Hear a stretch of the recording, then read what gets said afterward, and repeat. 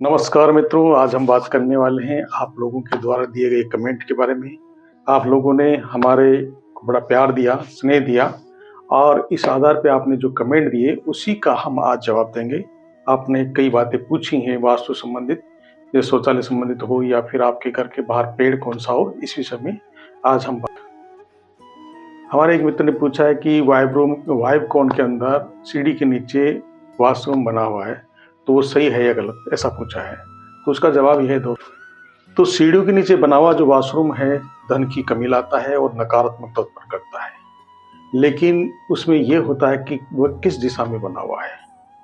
Mostly हो सके जब तक इसको टालना चाहिए, लेकिन अगर आपको बनाना आवश्यक हो, आजकल जानते हैं आप शहरों में जगह की कमी होती है और छोटे मकान होते हैं तो वहीं एडजस्ट करना पड़ता है।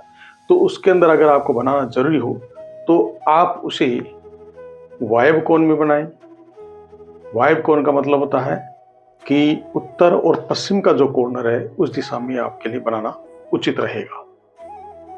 अगर आपका ये शौचालय या वॉशरूम जो है वायव्य कोण में है, यानी कि उत्तर और पश्चिम वाले कॉर्नर में है, तो आपको किसी प्रकार कोई दिक्कत नहीं है, इसमें आपको परेशान होने की आवश्यकता नहीं है। हमारे एक मित्र ने पूछा है कि मेरा टॉयलेट और बाथरूम साउथ वेस्ट या साउथ में है, यानी कि दक्षिण पश्चिम या दक्षिण दिशा में है, और 2 साल हो गया है घर बने।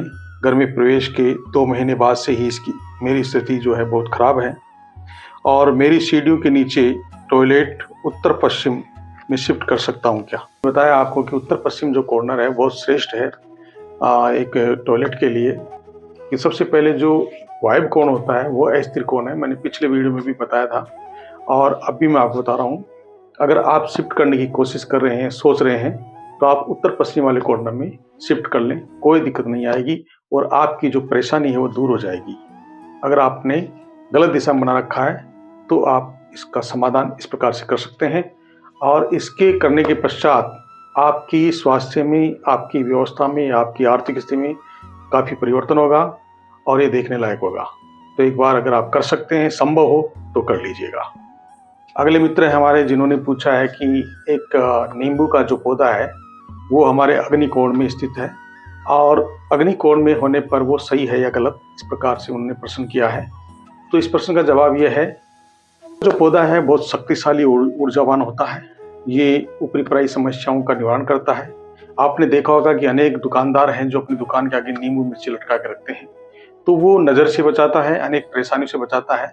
तो आपके अग्निकोण में है, थोड़ा सा अग्निकोण में गलत है, लेकिन अगर आपके दरवाजे के दाईं तरफ है, आपके मुख्य द्वार के दाईं तरफ है, तो वो ठीक है। अगर आप चाहें अग्निकोण में तो उसकी जगह आप अनार का पौधा लगाएं, ज़्यादा सुख शांति रहेगी, ज़्यादा अच्छा रहेगा।